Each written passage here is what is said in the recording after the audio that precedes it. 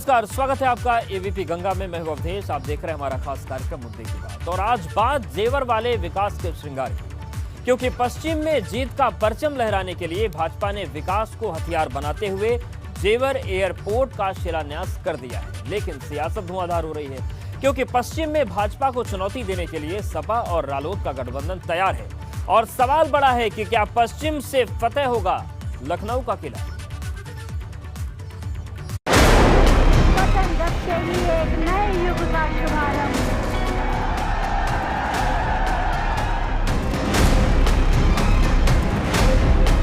जिस उत्तर प्रदेश को हमेशा झूठे सपने दिखाए, वही उत्तर प्रदेश आज राष्ट्रीय ही नहीं, अंतर्राष्ट्रीय छाप छोड़ रहा है।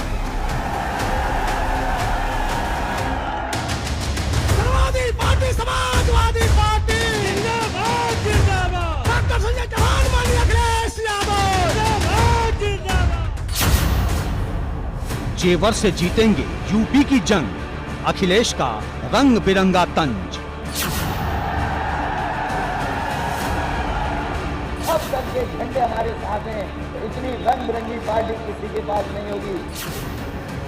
चुनाव से पहले 29,000 करोड़ का जेवर, मोदी योगी का इंटरनेशनल तेवर। आज इस एयरपोर्ट के भूमि पूजन के साथ ही जेवर भी अंतर्राष्ट्रीय मानचित्र पर अंकित हो गया है। हवाई अड्डे पर फुल ऑन एक्शन, अखिलेश का भाजपा पर तीखा रिएक्शन। ये कैसे भारतीय जनता पार्टी के लोग हैं? एक तरफ तो हवाई अड्डा बेच रहे हैं, दूसरी तरफ हवाई अड्डा बना रहे हैं। पश्चिम से जाएगा लखनऊ का रास्ता, भाजपा को उखाड़ पाएगा सपा का गुलदस्ता।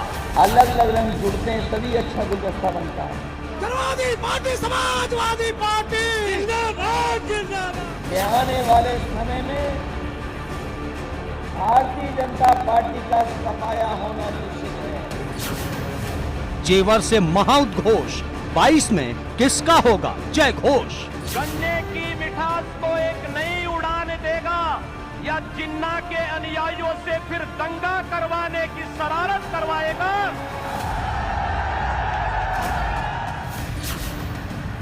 सपा रालोद के गठबंधन पर भाजपा का जेवर वाला श्रृंगार।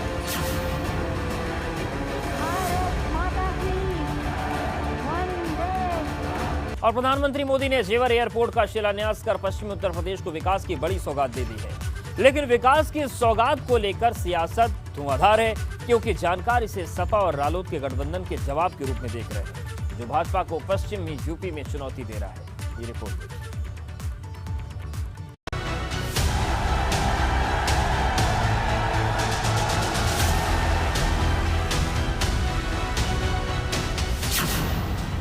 यूपी चुनाव की इंटरनेशनल उड़ान, 22 की जंग का खुला ऐलान। पश्चिमी यूपी के हजारों लोगों को ये एयरपोर्ट नए रोजगार भी देगा। एयरपोर्ट से फतेह होगा पश्चिम का किला, कौन किसकी ताकत देखकर हिला। कहीं इनका मंत्री नहीं है, कोई कुछ नहीं है, तब भी सब कुर्सियां भर दी।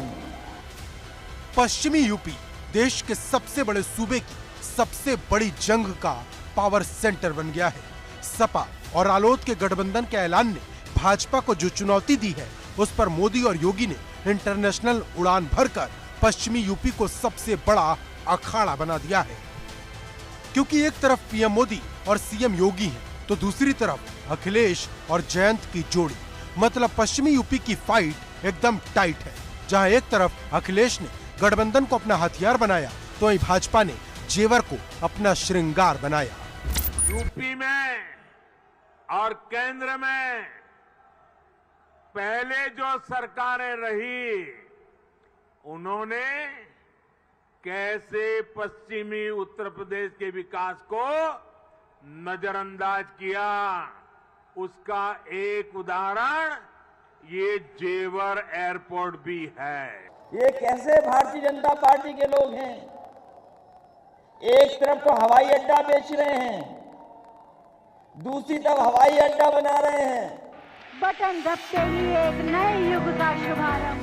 जेवर एयरपोर्ट का शिलान्यास कर पीएम मोदी ने 22 की जंग में अपने पूरे तेवर दिखा दिए हैं, क्योंकि जहां पीएम पश्चिमी यूपी के विकास और आने वाले भविष्य की आधारशिला रख रहे हैं, साथ ही ये भी बता रहे थे कि जो 70 सालों में काम नहीं हुआ वो मोदी योगी की डबल इंजन वाली सरकार ने कर दिखाया।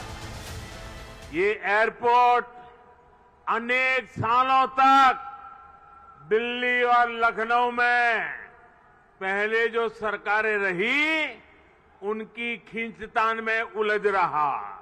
अब डबल इंजन की सरकार के प्रयासों से आज हम उसी एयरपोर्ट के भूमि पूजन के साक्षी बन रहे हैं। यहां के किसानों ने कभी किसी कालखंड में यहां की गन्ना की मिठास को आगे बढ़ाने का प्रयास किया था। आज ये देश के अंदर एक नया द्वंद्व बना है कि ये देश गन्ने की मिठास को एक नई उड़ान देगा या जिन्ना के अनुयायियों से फिर दंगा करवाने की शरारत करवाएगा। भाजपा का दावा है कि ऐसी विशाल और भव्य रैली अभी तक नहीं हुई जो जेवर में हुई। इसका अंदाजा इस बात से लगा सकते हैं कि सीएम योगी, डिप्टी सीएम केशव प्रसाद मौर्य, केंद्रीय उड्डयन मंत्री ज्योतिरादित्य सिंधिया से लेकर हर बड़ा और दिग्गज नेता जेवर एयरपोर्ट के शिलान्यास के कार्यक्रम में मौजूद दिखा। विकास की नई उड़ान, नए उत्तर प्रदेश की पहचान। जानकारों की माने तो यूपी चुनाव से पहले जेवर एयरपोर्ट का शिलान्यास कर भाजपा ने एक बड़ी लकीर खींच दी है, लेकिन क्या यह लकीर सपा और रालोद के गठबंधन की ताकत से बड़ी होगी? क्योंकि लखनऊ के सिंहासन पर कौन बैठेगा, कौन किसका खेल खराब करेगा, यह पश्चिमी यूपी की 136 विधानसभा सीटों से ही तय होगा। जेवर से बलराम पांडे के साथ वीरेश पांडे, एबीपी गंगा।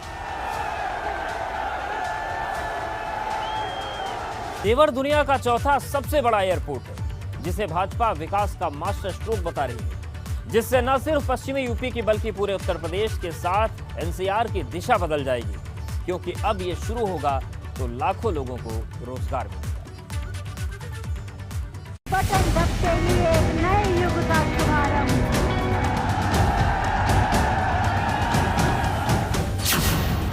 22 के रनवे पर जेवर की इंटरनेशनल उड़ान।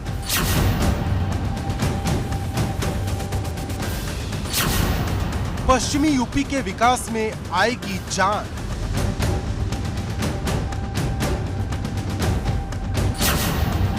जेवर से बदलेगी पश्चिमी यूपी की तस्वीर। भारत माता की वंदे। विदेश से आएगा निवेश, रोजगार को मिलेगी रफ्तार, हाई स्पीड मेट्रो और रेल का होगा विस्तार।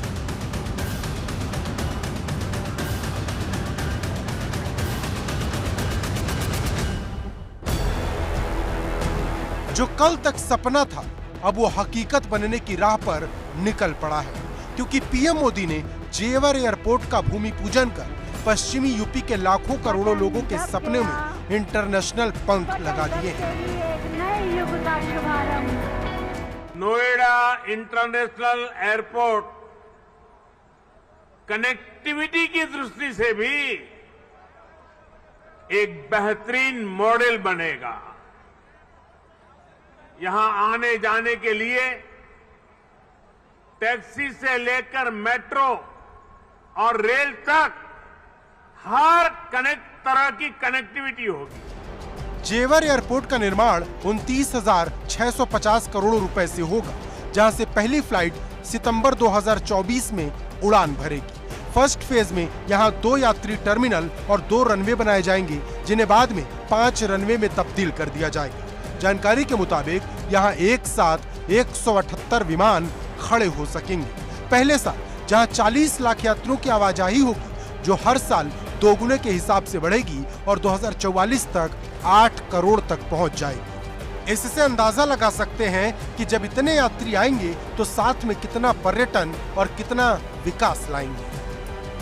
एयरपोर्ट के आने से परिवर्तन का एक ऐसा चक्र शुरू होता है जो चारों दिशाओं को लाभ पहुंचाता है।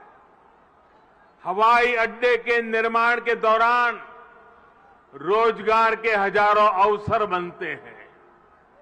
हवाई अड्डे को सुचारू रूप से चलाने के लिए भी हजारों लोगों की आवश्यकता होती है।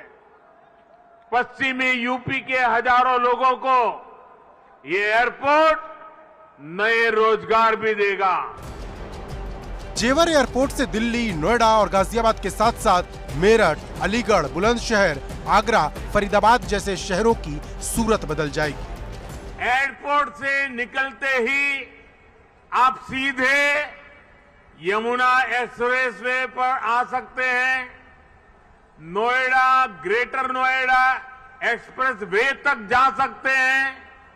यूपी, दिल्ली, हरियाणा कहीं भी जाना है तो थोड़ी सी देर में पेरिफेरल एक्सप्रेस वे पहुंच सकते हैं। लेकिन सबसे ज्यादा फायदा यूपी को होगा, क्योंकि इसके बनने से विकास की रफ्तार बढ़ेगी। यूपी में विदेशी निवेश आएगा, 1 लाख लोगों को रोजगार दिया जाएगा, नए उद्योग के अवसर होंगे, क्षेत्रीय लोगों को काम मिलेगा, मेट्रो और हाई स्पीड रेलवे का विस्तार होगा। इसके अलावा हवाई अड्डा, सड़क, रेल और मेट्रो का सीधा कनेक्शन होगा। नोएडा राष्ट्रीय और अंतर्राष्ट्रीय बाजार का हब होगा। जेवर कोई मामूली एयरपोर्ट नहीं है, ये दुनिया का चौथा सबसे बड़ा एयरपोर्ट होगा, जहां हर दिन दुनिया के अलग अलग देशों के लाखों यात्री जब आएंगे तो पश्चिमी यूपी का पूरा भाग्य बदल जाएगा। आपको बता दें कि जेवर एयरपोर्ट यूपी का 5वां इंटरनेशनल एयरपोर्ट होगा, जहां से दुनिया की सीधी फ्लाइट होगी। अभी तक यूपी में जो इंटरनेशनल एयरपोर्ट हैं, उनमें लखनऊ एयरपोर्ट पहले से मौजूद है, वाराणसी एयरपोर्ट पहले से मौजूद है, कुशीनगर एयरपोर्ट का हाल ही में पीएम मोदी ने उद्घाटन किया, अयोध्या एयरपोर्ट का काम जारी है और जेवर एयरपोर्ट का शिलान्यास हो चुका है। हालांकि जेवर एयरपोर्ट को बनने में भी वक्त लगेगा, लेकिन यूपी चुनाव में इसका जिक्र जमकर होगा। Bureau report, ABP Ganga. UP विजय के फार्मूले के लिए जो तैयार हो गया है, अब बस कल का इंतजार है, क्योंकि सपा और रालोद के बीच सीट शेयरिंग का फार्मूला बन गया है, लेकिन 4 सीटों पर पेंच फंसा है, जिसको लेकर कल तक पूरी तस्वीर साफ हो सकती है। सपा और रालोद के बीच क्या फार्मूला है, इस रिपोर्ट में देखिए।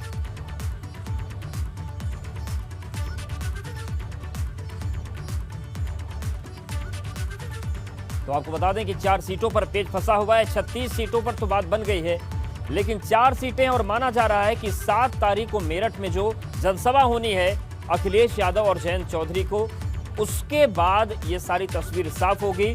और सबसे महत्वपूर्ण बात यह है कि किसान आंदोलन के बाद जिस तरीके से समीकरण बदले हैं, उसके बाद जयंत चौधरी का कॉन्फिडेंस बढ़ा है। और शायद यही वजह है कि 2017 के चुनाव में केवल 1 सीट जीतने के बाद, 1 विधायक भी खोने के बाद, जयंत चौधरी एक बड़ी ताकत के रूप में अखिलेश यादव को नजर आ रहे हैं।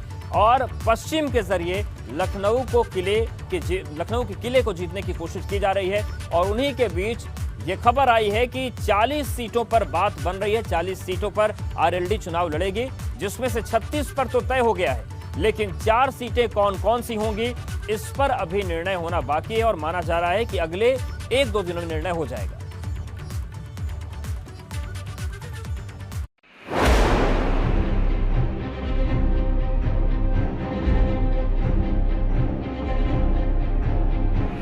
सपा रालोद के बीच सीट बंटवारे का फॉर्मूला फाइनल। 36 पर सहमति, 4 पर मंथन, 2 दिन में साफ होगी पूरी तस्वीर। 7 दिसंबर को मेरठ में होगी अखिलेश जयंत की संयुक्त रैली। समाजवादी पार्टी और राष्ट्रीय लोकदल के बीच सीट बंटवारे को लेकर जो पेच फंसा था, वो लगभग पूरी तरह से सुलझता नजर आ रहा है, क्योंकि जानकारी के मुताबिक अखिलेश और जयंत चौधरी के बीच सीट बंटवारे पर बात तय हो गई है। सूत्रों के मुताबिक सपा और रालोद के बीच कुल 40 सीटों पर गठबंधन हुआ है, जिनमें से 36 सीट पर फिलहाल सहमति बन चुकी है। 125 से ज्यादा सीटें पश्चिम यूपी में हैं, लेकिन 109 सीटें भारतीय जनता पार्टी ने पिछले 2017 के विधानसभा चुनाव में जीती थी। इस गठबंधन की भी परीक्षा होनी है। लोकदल को अपने अस्तित्व को बचाना है, समाजवादी पार्टी को अपना विस्तार करना है और भारतीय जनता पार्टी को जो जमीन खिसक रही है उसको संभालने के लिए पूरी तैयारी के साथ इस चुनाव में उतरना होगा। अब देखना यही दिलचस्प होगा कि गठबंधन के बाद किस तरह का नतीजा सामने आने वाला है और चुनाव में जो चुनावी ऊंट है वो किस करवट बैठने वाला है। अखिलेश यादव जिन 36 सीटों को रालोद के पाले में देने पर सहमत हुए हैं, उनमें सहारनपुर की देवबंद, रामपुर, मनिहारन सीटें हैं। मुजफ्फरनगर की मुजफ्फरनगर शहर, पुरकाजी, मीरापुर, खतौली और बुढ़ाना सीट है। बिजनौर की बिजनौर सदर और नहटौर सीट है। मेरठ की बात करें तो मेरठ कैंट, सिवाल खास है। शामली की बात करें तो शामली, थाना भवन। बागपत की बात करें तो बागपत, बड़ौत और छपरौली सीट। गाजियाबाद की बात करें तो मोदीनगर, मुरादनगर और लोनी। हापुड़ की बात करें तो गढ़मुक्तेश्वर। अमरोहा की बात करें तो नौगांवा, सादत। मुरादाबाद की बात करें तो कांट। बुलंदशहर और अनूपशहर समेत 4 सीटें हैं। वहीं अलीगढ़ की खैर और इगलास जैसी सीटें रालोद के खाते में जा रही हैं। हाथरस की सादाबाद, मथुरा की छाता, बलदेव, गोवर्धन और माठ सीट रालोद के खाते में जा रही। वहीं आगरा की फतेहपुर सीकरी और दयालबाग सीट रालोद के हिस्से में जाएगी और गौतम बुद्ध नगर की जेवर सीट भी रालोद को देने पर अखिलेश सहमत हो गए हैं। लेकिन जिन 4 सीटों पर पेच अभी भी फंसा है, उसमें रामपुर की बिलासपुर सीट, आगरा की कैंट, बिजनौर की नजीबाबाद सीट शामिल है। अब इन सीटों पर दोनों ही दलों में तालमेल बिठाने की कोशिश हो रही है। अब ये सीट रालोद के पाले में जाएगी या फिर रालोद के चिन्ह पर सपा के उम्मीदवार चुनाव लड़ेंगे, ये 1-2 दिन में पूरी तरह से साफ हो जाएगा, क्योंकि 7 दिसंबर को सपा और रालोद की मेरठ में महा रैली होने वाली है, जहां सपा और रालोद के गठबंधन का औपचारिक ऐलान होगा और इसी दिन अखिलेश यादव और जयंत चौधरी संयुक्त रैली कर यूपी के समर में अपना बिगुल बजाएंगे। Bureau report, ABP Ganga. सियासत के लाल, पीला और नीला रंग की, क्योंकि अखिलेश यादव ने एक बार फिर से अपनी गठबंधन की ताकत को दिखाते हुए भाजपा पर हमला बोला और इस बार अखिलेश ने जातिगत जनगणना को लेकर निशाना साधा।